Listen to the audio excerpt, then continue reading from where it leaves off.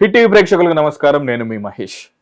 యుద్ధం యుద్ధం యుద్ధం దీనికి సంబంధించిన అప్డేట్స్ మీరు హిట్ టీవీ నుంచి నేరుగా తెలుసుకుంటున్నారు. ఇప్పటికీ పార్ట్ 1, పార్ట్ 2, పార్ట్ 3, పార్ట్ 4 అని చాలా పార్ట్స్ చేసాం. అండ్ దీనికి సంబంధించిన వేరే పర్స్పెక్టివ్ని కూడా కొత్త అనలిస్టులతో మేము ముందుంచుతున్నాం.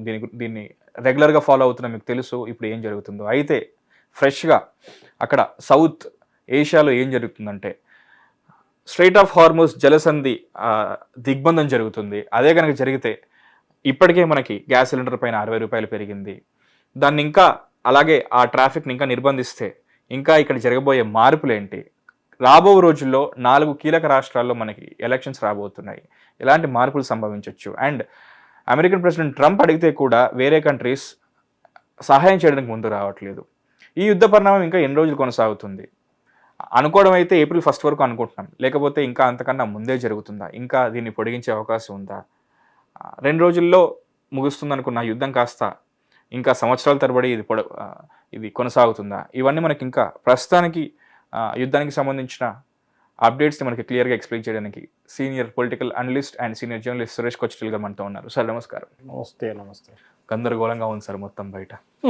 స్ట్రెయిట్ ఆఫ్ హార్మోస్ అంటే అప్పట్లో కోవిడ్ జరుగుతున్న టైంలో హైడ్రోక్లైన్ అని చెప్పేసి కొన్ని పదాలు ఉండేవి, అవి మనకు తెలియదు అన్నట్టుగా ఉండేది పరిస్థితి. తర్వాత వాడి ఆ పదాలు కూడా మనకి అర్థమైపోయి కోవిడ్ గురించి మనకే ఎక్కువ తెలిసినంత డాక్టర్స్లో ఫీల్ అయ్యాము. అలా ఇప్పుడు స్ట్రెయిట్ ఆఫ్ హార్మోస్ అనేది ప్రతి ఒక్కరికి, లేమెన్కి కూడా స్ట్రెయిట్ ఆఫ్ హార్మోస్ అనే దాని గురించి తెలిసిపోయింది.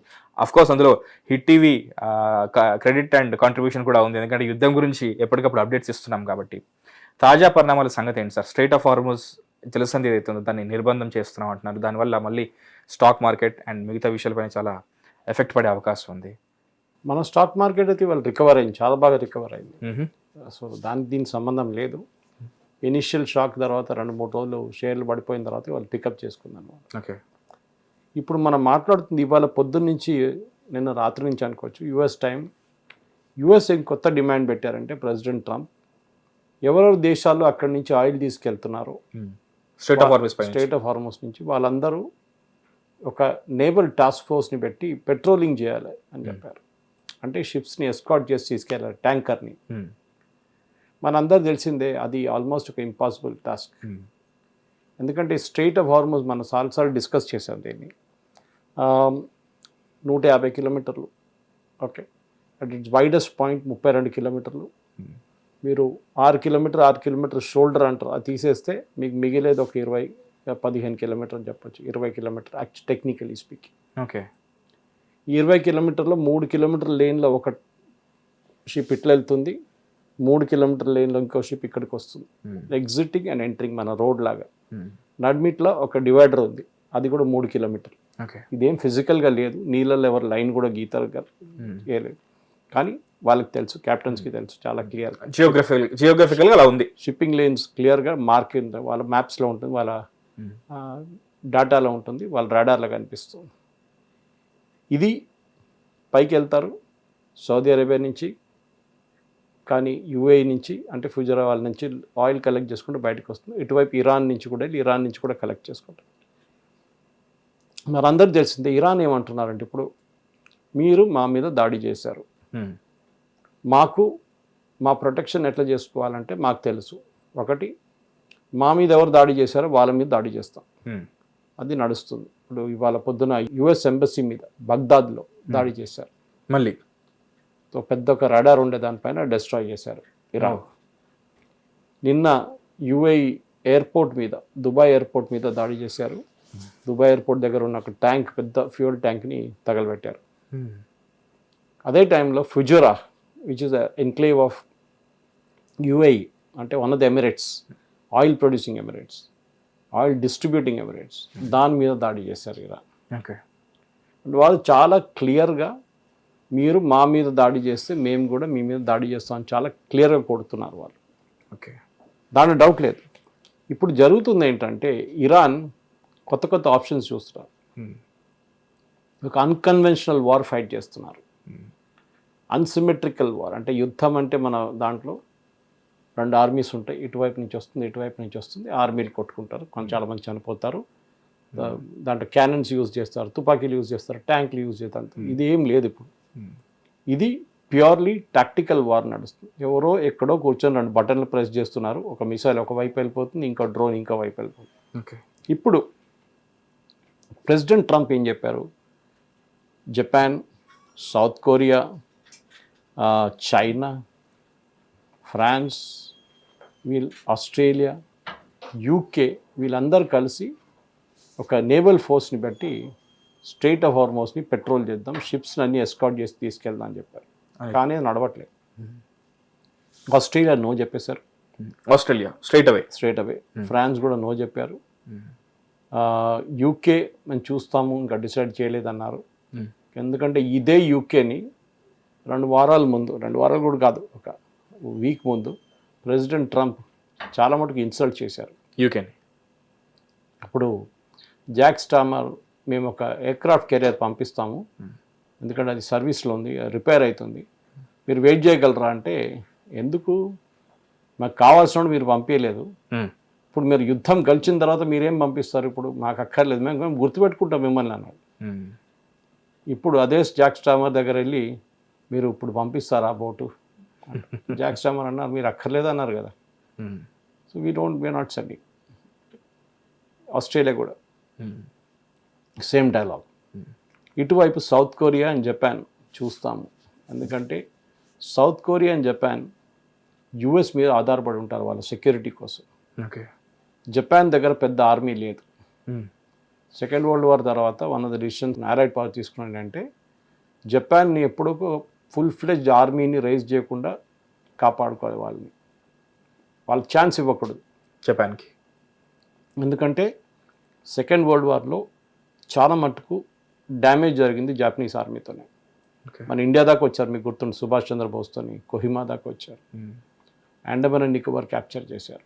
So Japanese army was very powerful. Okay. So second world war తర్వాత హిరోషిమా నాగసాకి బాంబింగ్ జరిగిన తర్వాత పర్ల్ హార్బర్ స్ట్రైక్ దానికన్నా ముందు వీళ్ళు డిసైడ్ ఏం చేస్తారు, వీళ్ళని ఆర్మీ పెట్టనీయకూడదు. ఆర్మీ ఉంటుంది, పేరు కోసం ఒక ఆర్మీ ఉంటుంది, కానీ నాట్ అ ఫైటింగ్ పవర్. కానీ ఎవరు చూసుకుంటారు వాళ్ళని, యుఎస్. ఓకే. ప్రాక్సీ అని కాదు, ఒఫిషియల్లీ యుఎస్ సంతకం పెట్టేశారు, మేము మిమ్మల్ని, మీ సెక్యూరిటీ మా దగ్గర ఉంది, మేము చూసుకుంటాం. Next south Korea, same problem. North Korea నుంచి గొడవ, అక్కడ కిమ్ జాంగ్ అప్పుడప్పుడు ఇట్లా ఏదో ఒక మిసైల్ పంపిస్తూనే ఉంటాడు అక్కడికి ఇక్కడికి. ఓకే. సో సౌత్ కొరియా ఏమన్నారు, యుఎస్ దగ్గర మేము ఇన్ని ట్యాకిల్ చేయలేము, కోట్లు ఖర్చు పెట్టాలి, గ్యారంటీ లేదు, పిచ్చోళ్ళలాగా ఏం బిహేవ్ చేస్తాడో తెలియదు, మీరు ఉండాలి మమ్మల్ని ఓకే మేము చూసుకుంటాం. ఇప్పుడు ఈ 2 దేశాలే యుఎస్కి ఓకే అని చెప్పలేదు, కానీ మేబీ అంటున్నారు, మిగతా ఎవరు వెళ్ళట్లేదు.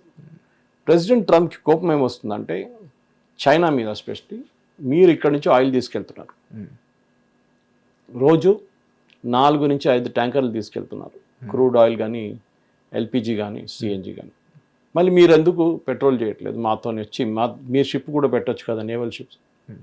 చైనా ఏమంటున్నారంటే మాకేం ప్రాబ్లం, మా షిప్పులు ఎవడు ముట్టట్లేదు, వాళ్ళని ఓనిస్తారు ఇరానియన్స్, నో ప్రాబ్లం. ఇప్పుడు మన ఇండియన్ షిప్స్ కూడా వెళ్ళింది అట్లనే. మళ్ళీ మీకు ఎందుకంటే ఇప్పుడు ఉన్న పరిస్థితుల్లో ఇరాన్ దగ్గర నుంచి ఆయిల్ కొనేది ఒకటే దేశం, మిగతా అందరి మీద శాంక్షన్ పెట్టారు అమెరికా, ఈవెన్ చైనా మీద కూడా పెట్టారు శాంక్షన్.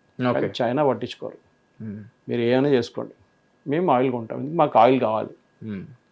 మన దగ్గర కూడా జయశంకర్ గారు చెప్పారు ఒకసారి, we will buy what is required for our nation. ఎక్కడి నుంచి కొంటాం అది మా డిసిషన్, అది మీరు చెప్పలేదు. మనం కూడా ఆల్మోస్ట్ ఒక సంవత్సరం ముందు దాకా, సంవత్సరం 18 నెలలు అనుకోండి, మనం కూడా ఇరాన్ దగ్గర నుంచి ఆయిల్ కొన్నాం మనం. కానీ యుఎస్ మళ్ళీ వచ్చి ధమ్కి ఇచ్చారు, శాంక్షన్ పెడతాము అది ఇది అనగానే మనం ఇండియా మీద మనం కూడా పోనీలో ఏమైంది, మనం రష్యా దగ్గర కొనుక్కున్నాం. ఇరాన్ ప్రాబ్లం ఏంటంటే వాళ్ళని కంప్లీట్గా బ్లాక్మెయిల్ చేసి, బ్లాక్ లిస్ట్ చేసి, వాళ్ళని ఎక్కడి నుంచి ఆయిల్ అమ్మకుండా వాళ్ళని చూసుకుంటున్నారు యుఎస్. ఓకే. ఇప్పుడు స్ట్రెయిట్ ఆఫ్ హార్మోస్ లోకానికి సప్లై చేసేది 20% వరల్డ్ డిమాండ్ని ఆ రూట్ నుంచే వెళ్తుంది.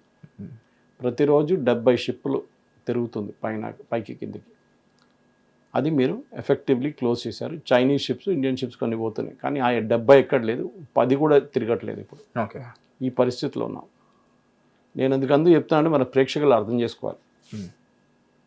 వారందరూ గ్యాస్ సిలిండర్ కోసం నిలబడుతున్నప్పుడు అందరూ స్ట్రేట్ ఆఫ్ హోర్మూజ్ గురించి మాట్లాడతారు. ఏంటి హోర్మూజ్, అది ఫస్ట్ అర్థం చేసుకోవాలి. సో ఈ నారో వాటర్ వే గల్ఫ్ నుంచి వచ్చి బయటకు వచ్చి ఇట్లా ఒక యూటర్న్ తీసుకొని, యూటర్న్ అని కాదు, ఒక టర్న్ తీసుకొని మళ్ళీ గల్ఫ్ ఆఫ్ ఒమాన్కి వెళ్ళిపోతుంది. అక్కడి నుంచి అరేబియన్ సీకి వెళ్ళిపోతుంది. అమెరికన్ స్ట్రైక్ గ్రూప్స్ అందరూ బయట కూర్చున్నారు ఈ గల్ఫ్ ఆఫ్ ఒమాన్లో. అబ్రహాం లింకన్, జెరాల్డ్ ఫోర్డ్ వీళ్ళందరూ బయట వెయిట్ చేస్తున్నారు, రా బయటికి రా అని. ఇప్పుడు అమెరికా ఏమంటున్నారంటే, మేము కావాలంటే బయట నుంచి క్లోజ్ చేసుకోవచ్చు గేట్, మీరు లోపల షిప్ని భయపడుతున్నారు, మీరు మైన్స్ పెట్టారు, మిసైల్స్ ఫైర్ చేస్తారు, నో ప్రాబ్లం, కానీ మీరు బయటికి రావాలి కదా, మీ షిప్స్ బయటికి రావాలి కదా. ఇరానియన్ షిప్స్ అంటే చైనీస్లు అంటే నాకు, మేము అదే అనుమతించాం, మీరేం చేస్తారు? సో ఇక్కడ డెడ్ లాక్ అయిపోతుంది అక్కడ. ఓకే, ఇప్పుడు సొల్యూషన్ ఏముందంటే అమెరికా ఆలోచిస్తున్నారు, అదే దాంట్లో కొంచెం పైకి వెళ్తే ఇరాన్ దగ్గరికి వెళ్ళినప్పుడు కర్గ్ ఐలాండ్ అని చెప్పి పెద్ద ఒక ఐలాండ్ ఉంది అక్కడ, KHARG. ఈ కర్గ్ ఐలాండ్ని ఇరాన్ వాళ్ళ కంప్లీట్ ఆయిల్ అక్కడ ఉంచుకుంటారు. దాంట్లో ఇక్కడ నుంచో డ్రిల్స్ చేస్తూ వస్తున్న దాన్ని, రిజర్వ్స్ కాదు, ఇన్వెంటరీ లాగా అక్కడ 30 మిలియన్ బ్యారల్స్ కెపాసిటీ ఉన్న ట్యాంకులు ఉన్నాయి అక్కడ, పెద్ద ట్యాంకులు. సో ఇరాన్లో ఎక్కడెక్కడి నుంచి పంప్ అయి వస్తుందో అక్కడ నుంచి అన్ని అండర్ గ్రౌండ్ పైప్ లైన్ వేసి దీంట్లో వచ్చి పడుతుంది డైలీ. ఇప్పుడు హోల్డింగ్ కెపాసిటీ $30 మిలియన్ బ్యారల్స్, కానీ అవుట్పుట్ అంటే బయటికి పంపించేవి ఇది about 1.8 million barrels per day. Okay, అంటే మీ దగ్గర ఒకటే కస్టమర్ ఉన్నారు China, they are buying 1.8 million barrels per day. మీ దగ్గర శాంక్షన్స్ లేకుండే, you are not sanction by US అంటే మనలాంటి దేశం, భారతదేశం కూడా ఇంకొక 1.8 కొనుక్కుంటే ఇంకో దేశం 1. వాళ్ళకు డైలీ ఒక 8 నుంచి 10 million barrels per day they can sell, because ఒకటే టైంలో ఈ కర్గ్ ఐలాండ్ చుట్టూ 10 పెద్ద ట్యాంకర్స్ పార్క్ చేసుకోవచ్చు మీరు. ఓకే, వెరాజ్ మీరు ఇరాన్ దగ్గరికి వెళ్ళంగానే డెప్త్ తగ్గిపోతుంది, పెద్ద పెద్ద షిప్స్ వెళ్ళలేకపోతారు అక్కడ. వెరాజ్ కర్గ్ ఐలాండ్ చుట్టూ డెప్త్ చాలా బాగుంది. పెద్ద పెద్ద ట్యాంకర్లు వచ్చి డైలీ 10 ట్యాంకర్లు వచ్చి నింపుకొని తీసుకెళ్ళిపోతారు క్రూడ్ ఆయిల్. ఇప్పుడు అది తగ్గింది. ఓకే, US ఏం చేశారంటే మొన్న రాత్రి కర్గ్ ఐలాండ్ మీద దాడి చేశారు. They didn't destroy the tanks. వాళ్ళకి తెలిసిపోయింది. ట్రంప్ కూడా అన్నారు, మేము కావాలని చెప్పి ట్యాంకులు కొట్టలేదు, మేము కావాలంటే కొట్టచ్చు, చేయలేదు. ఎందుకంటే అది చేస్తే ఆయిల్ $200 పర్ బ్యారల్ అయిపోతుంది. ఓకే, ఎందుకంటే పెద్ద facility, one of the biggest. మీరు దాన్ని కొడితే మళ్ళీ ఏం మిగులుతుంది? ఈ పరిస్థితి. మరి ఎక్కడ కొట్టారు సార్? చుట్టుపక్కల ఏదో లైట్గా డ్యామేజ్ చేశారు. వాళ్ళ దగ్గర ఆర్మ్స్ కొంచెం, వాళ్ళు ఏం చెప్తారు, చిన్న ఆర్మీ క్యాంపెంట్ లాగా పెట్టుకున్నారు, లైక్ సెక్యూరిటీ ఫోర్స్, దాన్ని కొట్టారు. ఒక నేవల్ ఫెసిలిటీ ఉంది, దాన్ని కొట్టారు. ఒక చిన్న ఎయిర్ స్ట్రిప్ ఉంది, చిన్న ఎయిర్క్రాఫ్ట్ టేక్ ఆఫ్ ల్యాండ్ చేయడానికి, దాన్ని కొట్టారు. హెలికాప్టర్స్ కూడా ల్యాండ్ చేసుకుని టేక్ ఆఫ్, ఆ ఫెసిలిటీని కొట్టారనమాట. ఓకే, ఇప్పుడు అది వాడలేదు, కానీ రన్వే రిపేర్ చేయడానికి ఎక్కువ టైం తీసుకోదు. కొంచెం మట్టి తీసుకొచ్చి నింపి డామర్ పోసేస్తే రన్వే రెడీ అయిపోతుంది మళ్ళీ. మనం చూసాం పాకిస్తాన్ వైపు కూడా వాళ్ళు ట్రై చేశారు అదే మనం కొట్టిన తర్వాత. ఈ పరిస్థితుల్లో ఇప్పుడు కర్గ్ ఐలాండ్ని ఇరాన్ ఏమంటున్నారు, మీరు కర్గ్ ఐలాండ్ కొట్టారు కదా, వెరీ గుడ్. వాళ్ళు వెళ్ళి ఒమాన్లోనే పెద్ద ఒక ట్యాంకర్ ఉంది, ఇట్లనే ట్యాంక్ ఫెసిలిటీ, దాన్ని వెళ్ళి కొట్టారు. ట్యాంకర్ని కొట్టారు, ట్యాంకరీ, పెద్ద స్టోరేజ్ ఫెసిలిటీ ఒమాన్లో. Same thing like Kharg island, దాన్ని కొట్టారు. ఇక్కడ కర్గ్లో ఎలాగైతే వాళ్ళ బేస్ని కొట్టారో, వీళ్ళ బేస్ని కొట్టలేదు, ట్యాంక్ని కొట్టారు. అదే అంటే బేస్ అంటే these are all big tanks. ఇక్కడేమో US వాళ్ళ ట్యాంక్ని కొట్టలేదు, అట్లనే ఉన్నాయి ట్యాంక్స్ చాలా ఉన్నాయి, 10, 30, 40 ట్యాంక్స్ ఉన్నాయి పెద్ద పెద్దది. $50 మిలియన్ బ్యారల్స్ అంటే తక్కువ కాదు. అవును సార్. సో ఇక్కడేమో వీళ్ళు వెళ్ళి డైరెక్ట్ ట్యాంక్ని కొట్టేశారు, మొత్తం అది మంట పట్టుకుంది, ఇట్స్ స్టిల్ బర్నింగ్. ఇటువైపు నిన్న పొద్దున Fujairah, which is a part of one of the Emirates of UAE, వాళ్ళ దగ్గర నుంచి పెద్ద ఆయిల్ ఎక్స్పోర్టింగ్ హబ్ అది, అక్కడి నుంచి. ఓకే, వాళ్ళ మీద కూడా దాడి చేశారు నేను. ఓకే, నా ఫిజురా అనగానే మనం అనుకుంటాం అది ఆయిల్ ట్రేడింగ్ చేస్తారు వాళ్ళు, లైక్ సింగపూర్, చైనాలో ఒకటి ఉంది అట్లా, సింగపూర్ లాంటి ఆయిల్ ట్రేడింగ్ ఎక్కువ వాళ్ళకి. వాళ్ళు basically I think 1.8 billion barrels per day వాళ్ళు కూడా ఎక్స్పోర్ట్ చేస్తారు, రిఫైన్డ్ అండ్ క్రూడ్ రెండు. ఓకే, ఈ పరిస్థితుల్లో ఇప్పుడు ప్రెసిడెంట్ ట్రంప్కి సొల్యూషన్ ఏముంది? ఇప్పుడు ఫుజురాని కొట్టారు వీళ్ళు, రేపు మళ్ళీ కార్గిల్ ఐలాండ్ మీద ఏమైనా చేస్తే మళ్ళీ వీళ్ళు మిగతా ఎవరినైనా కొడతారు, సౌదీ అరేబియాని కొడతారు, లేక ఇంకేనా. ఈ యుద్ధం ఎక్కడ ఆగుతుంది ఇట్లా పోతే? స్ట్రైట్ ఆఫ్ హార్మూజ్ ఓపెన్ చేయాలంటే స్ట్రైట్ కండిషన్ అంటే ఇరాన్ని మనం ఒప్పించకపోతే ఏం చేయలేము. దానికి కారణాలు చాలా ఉన్నాయి. South Iran which is facing the Strait of Hormuz మొత్తం కొండలు ఉన్నాయి, అక్కడ అన్ని మౌంటైన్స్ ఉన్నాయి, మౌంటైన్స్ అండ్ చాలా మటుకు ఒక రగ్గడ్ టెరైన్ ఉంది, అది కేవ్స్ ఉన్నది. వీళ్ళందరూ దాని లోపల లాంచెస్ పెట్టుకున్నారు, ఎప్పటి నుంచో బయటకు వస్తారు, లాంచ్ చేస్తారు, లోపలికి వెళ్ళిపోతారు.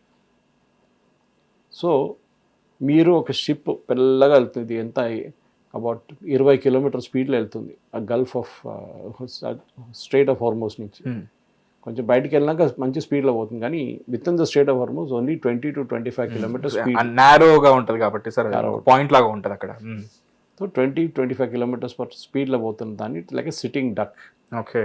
ఇరాన్ ఒకడు పైన ఏదో ఒక కేవ్లో కూర్చొని ఒక రాకెట్ ట్రపల్ గ్రెనేడ్ తీసుకొని ఫైర్ చేస్తాడు, మిసైల్ ఒకటి, క్లియర్ షాట్ ఉంటుంది పైగా, and the distance is hardly anything.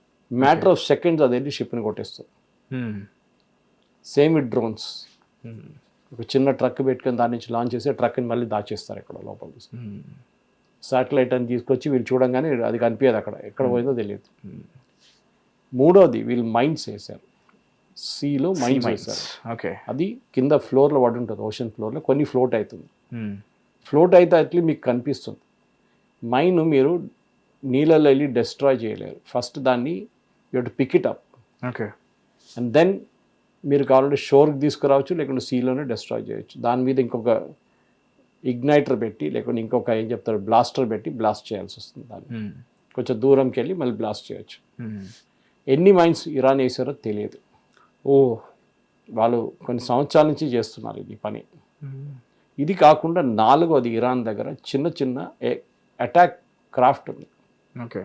అంటే మన దగ్గర ఈ చిన్న స్పీడ్ బోట్స్ ఉంటాయి చూడండి, అది. ఆ స్పీడ్ బోట్లో వీళ్ళు ఏం చేస్తారంటే ఒకడు నడిపిస్తాడు, ఇంకోడు ఒక మిసైల్ గ్రెనేడ్ తీసుకొని రెడీగా ఉంటాడు వెనక. షిప్ దగ్గర రాగానే కొడతారు, ఫినిష్. అదే టైంలో జెట్ స్కీస్ గోవాలంతా యూజ్ చేస్తారు చూడండి, జెట్ స్కీ, దాంట్లో పోతారు. అక్కడ కూడా అంతే, ముందు ఒకడు నడిపిస్తున్నాడు, వెనక నుంచి ఒక ఆర్పీజీ పట్టుకొని కూర్చొని ఉంటాడు. ఇట్స్ మోస్ట్ డేంజరస్ టెరిటరీ నా. అక్కడి నుంచి షిప్స్ బయటికి రావాలంటే అబ్సల్యూట్లీ గట్స్ ఉన్న క్యాప్టెన్స్ తీసుకెళ్తారు, మిగతా ఎవ్వరు తీసుకెళ్లారు. అదర్వైజ్ ఇరాన్ గ్యారంటీ ఇవ్వాలి, చైనీస్కి ఇచ్చినట్లు మనకి ఇచ్చిన మీరు వెళ్ళండి, ఏం కాదు మేము చూసుకుంటాం. ఇప్పుడు ఇది ప్రాబ్లం ఉందన్నమాట మహేష్. ఇప్పుడు ఏం చేస్తారు? If you are in the position of Iranian, మీరేం చేస్తారు? లేకుంటే అటువైపు అమెరికా ఉంటే మీరేం చేస్తారు? If you are president Trump, మీ ఆప్షన్స్ ఏముంది? ఈ కార్గిల్లో నేను చెప్పాను చూడండి, వాళ్ళు డైలీ షిప్ అవుట్ చేస్తుంది almost 7 million barrels per day. Okay. దాన్ని ఆపాలంటే అంత ఈజీ కాదు. చైనీస్ షిప్స్ వస్తుంది, చైనా షిప్ని మీరు ఆపితే మళ్ళీ ఘర్షణ అయిపోతుంది, వాళ్ళతో ఇంకో గొడవ మొదలవుతుంది. వాళ్ళ నేవల్ షిప్స్ని తీసుకొస్తారు ఎస్కాట్ చేయడానికి. మనం కూడా ఎస్కాట్ చేసి తీసుకెళ్ళాం. మనం గల్ఫ్ ఆఫ్ ఒమాన్ రాగానే మన షిప్ని మన ఇండియన్ నేవీ ఫ్రిగేట్ ఒకటి కాండ్లా దాకా, ఇంకోటి ముంబై వైపు తీసుకెళ్ళారనమాట. ఓకే. ఇది ఇట్లాంటి ఉన్నప్పుడు కూడా మనం ఏం చూస్తున్నాం అంటే నెక్స్ట్ ఆప్షన్ ఏముంది? పైప్ లైన్స్ వేయవచ్చు. పైప్ లైన్స్ వేసారు కూడా, over the land pipe line వేయవచ్చు. ఫర్ ఎగ్జాంపుల్ చాలా మంది అడుగుతున్నారు కూడా, అసలు ఎందుకు ఈ కార్నర్ నుంచి వెళ్ళాలి, పై నుంచి వెహికల్స్ తో తీసుకోవచ్చు కదా అని చెప్పేసి కూడా చాలా మంది అడుగుతూ ఉంటారు. అంటే ప్రాక్టికల్ పాసిబిలిటీ కూడా మనం చూడాలి కదా సార్. అది లేదు. In fact they are planning to build a canal through that. UAE వైపు నుంచి కెనాల్, సూయస్ కెనాల్ కట్టడానికి try, so that Hormuz will not be, దాని నుంచి వెళ్ళక్కర్లేదు మీరు. కానీ అది చాలా పెద్ద ప్రాజెక్ట్, చాలా టైం పడుతుంది దానికి. ఇన్స్టెంట్ సొల్యూషన్ కాదు, దానికి ఇన్స్టెంట్ సొల్యూషన్ కాదు.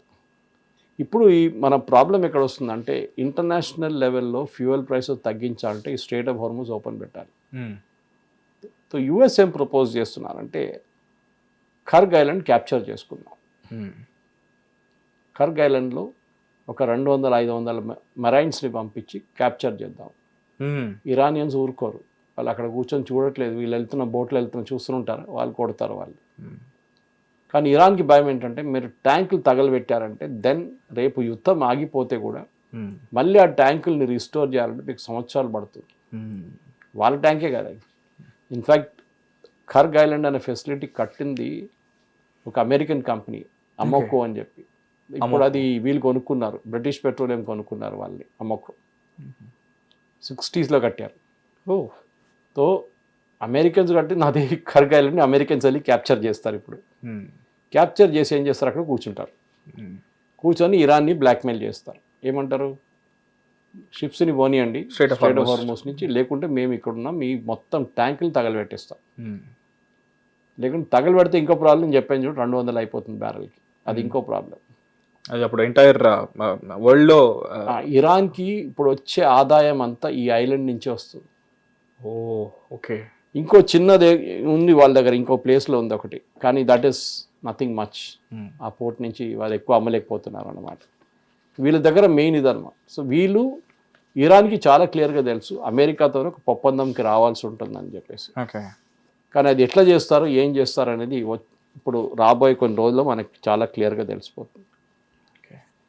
ఈ పోర్ట్ మనం చూస్తున్నాం, ఈ ఫుజైరా పోర్ట్ కూడా మాట్లాడాం మనం. ఇప్పుడు చాలా మటుకు వాళ్ళ దగ్గర ఉన్న యూఏఈ దగ్గర ఉన్న వాళ్ళ ఆదాయం వచ్చేది అన్నిటికంటే పెద్ద పోర్ట్ అది. అక్కడి నుంచి ఆల్మోస్ట్ 18 మిలియన్ క్యూబిక్ మీటర్స్ వాళ్ళు అమ్ముతారు అక్కడి నుంచి. అండ్ నేను చెప్పాను చూడండి, one of the top hubs సింగపూర్తో కంపేర్. సింగపూర్లో ఆయిల్ లేదు కానీ వాళ్ళు ట్రేడింగ్ చేస్తారు అలా. ఇది కూడా అంతే, షిప్స్ వస్తుంది, షిప్స్ తీసుకెళ్తారు, ట్రేడింగ్ నడుస్తూనే ఉంటుంది అన్నమాట. ఫుజైరా దగ్గర కూడా ఇదే ఉంది. వాళ్ళు నేను చెప్పాను చూడండి, వాళ్ళకి సర్వ్ చేసేది 1.7% ద గ్లోబల్ డిమాండ్. చిన్న నంబర్గా అనిపించచ్చు కానీ చాలా పెద్దది అది. For example straight of Hormuz నుంచి బయటికి వచ్చేది, లోకంకి వచ్చే ఫర్టిలైజర్, క్రూడ్ ఆయిల్, రిఫైన్డ్ అంటే refined oil, that is petrol and diesel, gas, natural gas Qatar నుంచి 20% ద వరల్డ్ సప్లై అక్కడి నుంచి వస్తుంది. ఫర్టిలైజర్ అయితే 40%. ఓకే. ఎరువులు కావాలంటే రేపు, ఇప్పుడు మనకు టెన్షన్ లేదు, మన దగ్గర ఉంది. కానీ ఇది ఇంకొక 6 నెలలు పొడిగిస్తే యుద్ధం, ఫర్టిలైజర్ సంగతి ఏమవుతుంది? And not just India, entire Asia and even US impact అవుతుంది. సో మనం ఈ యుద్ధాన్ని అయిపోయిందిలే ఏంటి, మళ్ళీ ట్రంప్ ఏం చేస్తాడు, ఈయనేం చేస్తాడు. ట్రంప్కి ఇప్పుడు ఒక ఎగ్జిట్ పాలసీ లేదు. మనం దీని గురించి మాట్లాడాలి. అవును సార్, ఎలా ఆపాలో తెలియట్లేదు. ఈ ఖర్గ్ ఐలాండ్ పట్టుకున్న తర్వాత ఇది ఎండ్ అవుతుందంటే అది కూడా సొల్యూషన్ కాదు. ఇరాన్కి కావాల్సిన సొల్యూషన్ ఏంటంటే వాళ్ళని రేపు మళ్ళీ ఆక్రమించకూడదు. ఈ యుద్ధం ఎందుకు మొదలైంది మహేష్, మీరు చెప్పండి. యురేనియం. అవును సార్, ఇరాన్ దగ్గర యురేనియం ఉంది, 60% ప్యూరిటీ ఉంది, ఇంకా పెంచుతున్నారు. దాంతో వాళ్ళు న్యూక్లియర్ ఆయుధాలు తయారు చేసుకుంటారు. This was the basic concern. వాళ్ళని సూపర్ పవర్ అవన్నీ కూడా చేయాలి వాళ్ళని. సెకండ్ వన్ వాజ్ వీళ్ళ దగ్గర బ్యాలిస్టిక్ మిసైల్స్ ఉన్నాయి, అది కాకుండా డ్రోన్స్ ఉన్నాయి, దాని మ్యానుఫ్యాక్చరింగ్ ఆపాలి. ఇది రెండో రీజన్స్ అక్కడికి వెళ్ళారు. మూడోది రెజ్యూమ్ చేంజ్. అక్కడ ఉన్న గవర్నమెంట్ తీసి పక్కన పడేసి కొత్త గవర్నమెంట్, అమెరికా ఇంటర్వ్యూ చేస్తారంటే, ట్రంప్ ఇంటర్వ్యూ చేస్తారంటే క్యాండిడేట్ని, ట్రంపే సెలెక్ట్ చేస్తారంటే చెప్పారు కదా ఆయన, ఐ విల్ డిసైడ్ అన్నారు. అది కూడా కాలేదు. ఇప్పుడు యురేనియం మీరు అది ఎక్కడుందో అందరు తెలుసు, ఇస్ఫహాన్ అని చెప్పి ఒక టౌన్ ఉంది, ఇట్ ఈస్ దేర్. అది ఏదో లోపల మౌంటైన్ లోపల పెట్టుకున్నారు వాళ్ళు. దాన్ని బయటికి తీసుకురావాలంటే అంత ఈజీ కాదు. మీరు ఒక రైడ్ చేసి స్పెషల్ ఫోర్సెస్ని పంపిస్తే it will be a mess. చాలామంది చనిపోతారు వాళ్ళ దాంట్లో, అమెరికన్ స్పెషల్ ఫోర్సెస్. మళ్ళీ తీసుకురావడం బయట, ఏదైనా లీకేజ్ అయింది, ఇంకేదైనా హిట్ అయితే మొత్తం మళ్ళీ అక్కడ చుట్టుపక్కన ఎవరు నెక్స్ట్ 10,000 సంవత్సరాల దాకా ఉండలేరు. చెర్నోబిల్ లాగా అయిపోతుంది అది. అంతా రేడియో యాక్టివ్ అయిపోతుంది కంప్లీట్గా. Okay, if the thing leaks, ఏదైనా మీరు ఎవరైనా అటాక్ చేశారో దాని మీద యురేనియం తీసుకెళ్తున్నప్పుడు, then it will become damaged.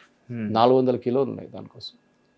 Russia మొన్న ఏమన్నారంటే తెలియదు, ఇట్స్ నాన్ కన్ఫర్మ్ రిపోర్ట్స్, కానీ మీడియా హౌస్ అన్నీ చెప్తున్నారు. ప్రెసిడెంట్ ట్రంప్తో ఒక ఫోన్ కాల్ చేశారు మొన్న పుటిన్కి. చేసినప్పుడు పుటిన్ ఒక ఆఫర్ ఇచ్చారంట, నేను పని చేస్తాను, ఇరాన్తో మాట్లాడి ఆ యురేనియం తెచ్చి మా దగ్గర పెట్టుకుంటాను. మా దగ్గర చాలా ఉన్నాయి యురేనియం, న్యూక్లియర్ వెపన్స్ కూడా ఉంది, కానీ వాళ్ళు తెచ్చే యురేనియం తెచ్చి మా దగ్గర పెట్టుకుంటా, మీ ప్రాబ్లమ్ సార్ట్ అవుట్ అయిపోతుంది కదా.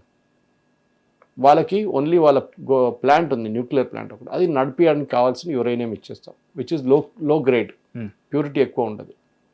మిగతా మేము తెచ్చుకుంటాం అంటే ట్రంప్ నో అని అంట.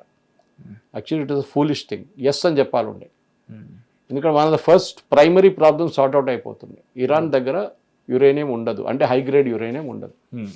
తర్వాత వాళ్ళు మిగతా ఇంకా తెచ్చుకొని తర్వాత ప్రాసెస్ చేస్తారు, that's a different thing. Second is వాళ్ళ దగ్గర ఉన్న సెంట్రిఫ్యూజెస్, ఈ ప్యూరిఫై చేయడానికి యూజ్ చేసిన సెంట్రిఫ్యూజెస్ని డెస్ట్రాయ్ చేయాలి కంప్లీట్. అది IAEA సూపర్విజన్లో చేయాల్సి వస్తుంది.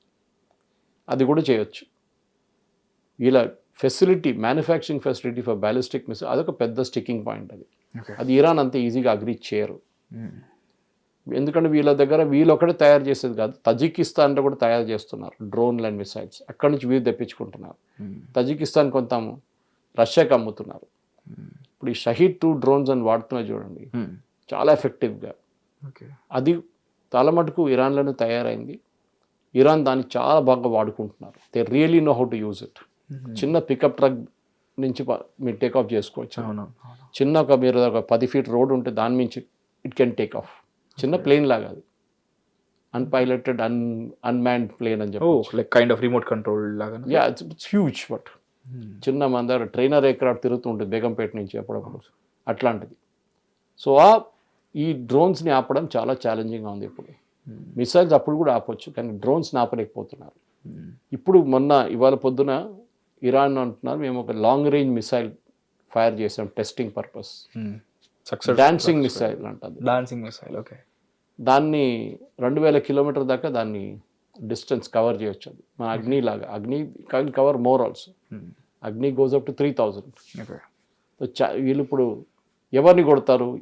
ఇజ్రాయిల్ని అయితే అప్పుడప్పుడు కొడుతూనే ఉంటారు వీళ్ళు. US కూడా కొడతారు ఇంకా నెక్స్ట్, చెప్పలేం కదా. ట్రూ, ఎందుకంటే డిస్టెన్స్ కూడా ఇప్పుడు ఎందుకంటే వీళ్ళ main enemy US and Israel.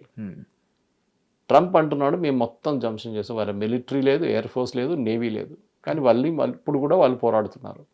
ఎక్కడి నుంచి మిసైల్స్ వస్తుంది వీళ్ళకి తెలియట్లేదు, ఎక్కడి నుంచి డ్రోన్లు వస్తున్నాయి వీళ్ళకి తెలియట్లేదు. యుక్రెయిన్ నుంచి ప్రతిరోజు వీళ్ళు కొడుతున్నారు, ప్రతిరోజు. ఇప్పుడు చూడండి, చెప్పాను, అమెరికన్ ఎంబసీ మీద కొట్టారు, ఒమాన్ మీద చేశారు, కువైత్ కొట్టారు, ఇలా ఎయిర్పోర్ట్ పక్కన, దుబాయ్ ఎయిర్పోర్ట్ పక్కన అక్కడ బాంబ్ చేశారు.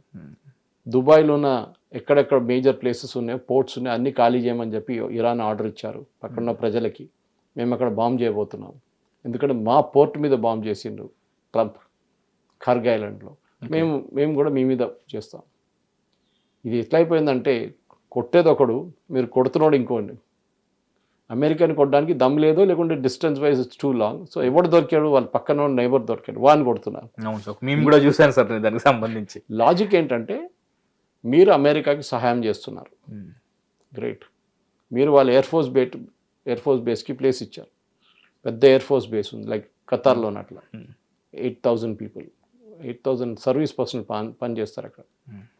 మీరు కువైట్లో స్పేస్ ఇచ్చారు, సౌదీ అరేబియాలో బేస్ ఇచ్చారు, ఒకటి కాదు 5-6 బేస్లు ఉన్నాయి సౌదీ అరేబియాలో. బహ్రెయిన్లో 5th Fleet, US 5th Fleet అంటే వాళ్ళ నేవీ హెడ్ క్వార్టర్స్ అది. అమెరికా వాళ్ళ ఫ్లీట్ని వాళ్ళ దేశంలో పెట్టకుండా చాలా చోట్ల పెట్టుకుంటుంది, ఎందుకంటే అమెరికా చాలా దూరం.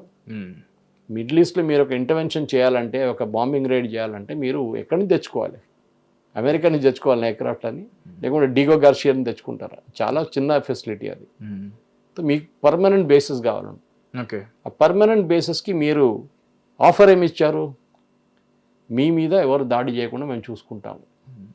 సౌత్ కొరియా అండ్ జపాన్ గురించి మాట్లాడింది అట్లని వీళ్ళకు కూడా, ఆల్ అరబ్ నేషన్స్ అంటే GCC కంట్రీస్కి అష్యూరెన్స్ అమెరికాది ఏంటంటే, మాకు ఒక బేస్ ఇచ్చేసేయండి, ఒకటి కాకుండా ఎక్కువ వస్తే ఇంకా మంచిది, మేము మిమ్మల్ని కాపాడుకుంటాం, మీ గవర్నమెంట్ ఎక్కడ పోదు. వీళ్ళందరూ ప్రైవేట్ లిమిటెడ్ కంపెనీలు, ఫ్యామిలీ రన్ హెయిర్లూమ్స్ అన్నీ, సౌదీ అరేబియా నుంచి ఒమాన్ దాకా it's all family run. Okay, so వాళ్ళకి భయం ఉంది, ఏదో ఒక రోజు ఒసామా బిన్ లాడెన్ ఒకటి తయారై వస్తాడు, వచ్చి మమ్మల్ని ధ్వంసం చేస్తాడు, అది భయం.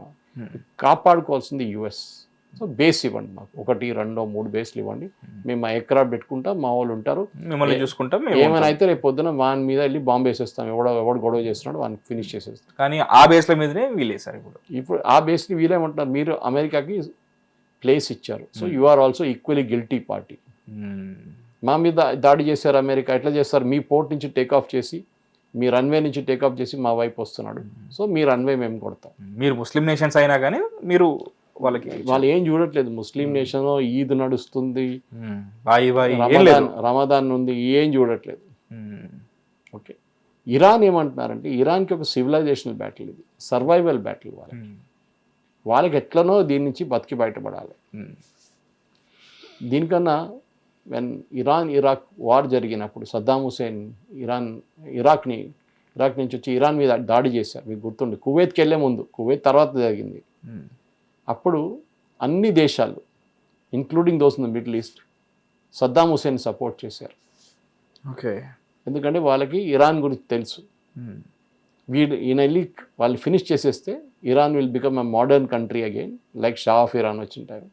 సద్దాం హుసేన్కి ఇంకో ప్లాన్లు ఉండే, వీళ్ళు ఆయిల్ ఫీల్డ్స్ అని కొట్టేసి నేను తీసుకుంటానే ఆయన ప్లాన్ ఉండే, కానీ జరగలేదు. 10 సంవత్సరాలు పోరాటం జరిగింది వీళ్ళు దాంట్లో. And Iran stood up to it. They didn't lose a single inch of land. వాళ్ళు ఒక్క ఇంచ్ ల్యాండ్ కూడా పోలేదు. వాళ్ళు గెలవలేదు, చేతించిపోలేదు. ఆ యుద్ధమే ఇరాన్ని పొజిషన్కి తీసుకొచ్చారు. ఇవాళ వాళ్ళు ఆ 10 సంవత్సరాలు అక్కడ పోరాటం చేసి ఇదేంటండి, ఇది నథింగ్. అఫ్కోర్స్ అక్కడ అమెరికా బాంబ్ చేసినట్ల సద్దాం హుసేన్ బాంబింగ్ ఏం చేయలేదు, ఎయిర్ ఫోర్స్ యూజ్ చేయలేదు, కానీ మేము పోరాడాం. ఈ ముస్తఫా ఉన్నాడు చూడండి, ఇప్పుడు ముస్తఫా ఖమ్, he was a part of this war. సోల్జర్గా పనిచేశాడు ఆ టైం. ఓకే.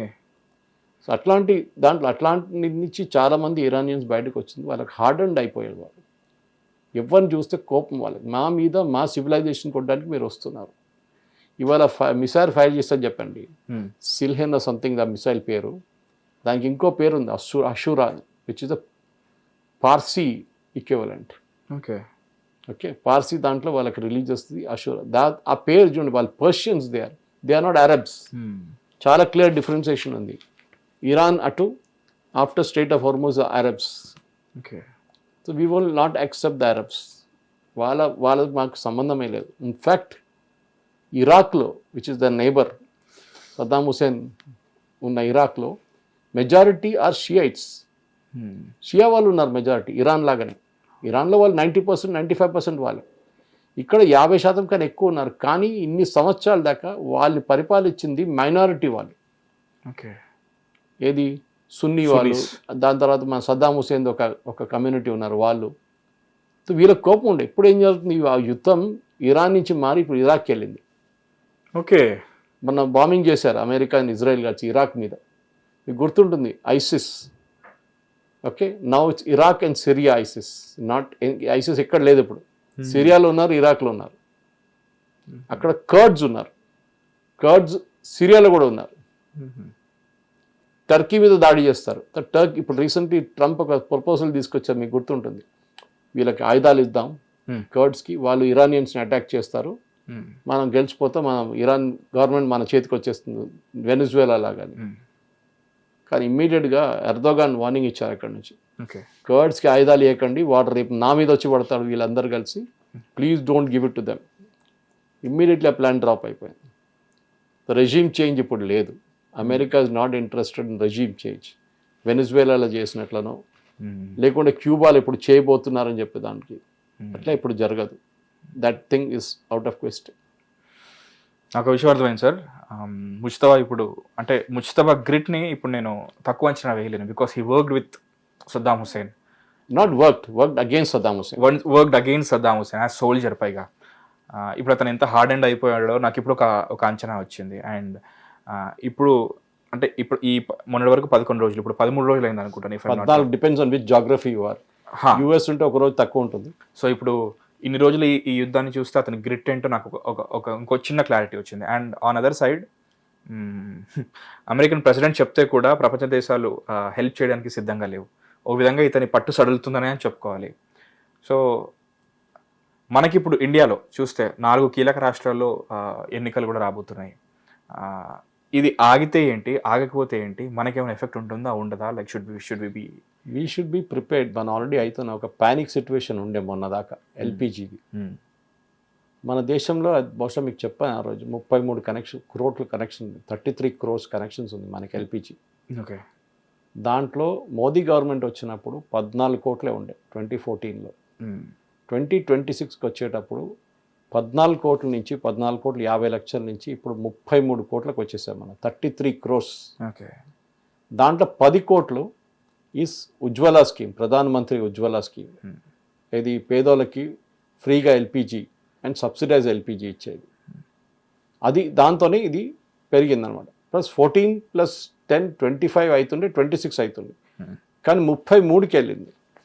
అంటే ఏమవుతుందంటే మన దేశంలో చాలా మటుకు పెళ్లి అయి కొత్తగా బయటికి వెళ్తున్న వాళ్ళు కూడా వాళ్ళ ఇంటి నుంచి వాళ్ళు మళ్ళీ గ్యాస్ కనెక్షన్ అప్లై చేస్తున్నారు.